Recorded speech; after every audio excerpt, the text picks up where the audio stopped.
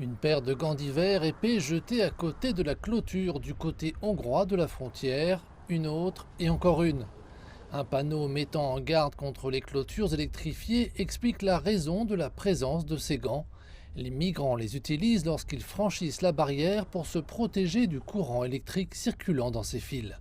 Indépendamment de la double clôture haute de 3 mètres, des barbelés et de nombreux équipements de haute technologie, les migrants trouvent toujours un moyen de passer en Hongrie.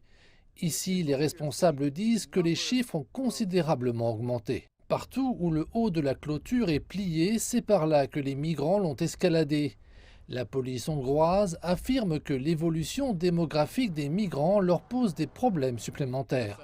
Le plus gros problème est que depuis mai de l'année dernière, davantage d'attaques ont eu lieu contre nos forces de police et militaires. En général, des pierres et des morceaux de béton sont jetés sur mes collègues et nos véhicules.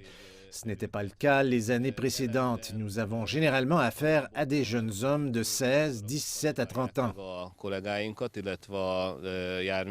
En pénétrant plus profondément dans le territoire hongrois, nous atteignons l'association de la garde civile soutenue par l'État, qui aide la police à appréhender les migrants.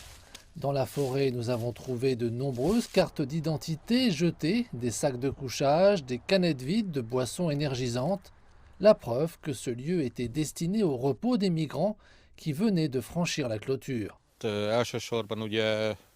Ils causent principalement des problèmes aux travailleurs agricoles en piétinant les récoltes et en coupant les feuilles. C'est un grave préjudice pour eux. Les migrants entrent aussi dans des fermes abandonnées et même s'ils y trouvent un poêle qu'ils pourraient utiliser, ils allument plutôt un feu au milieu de la pièce. À quelques kilomètres du côté serbe de la frontière se trouve un camp de migrants qui en accueille plus de 200.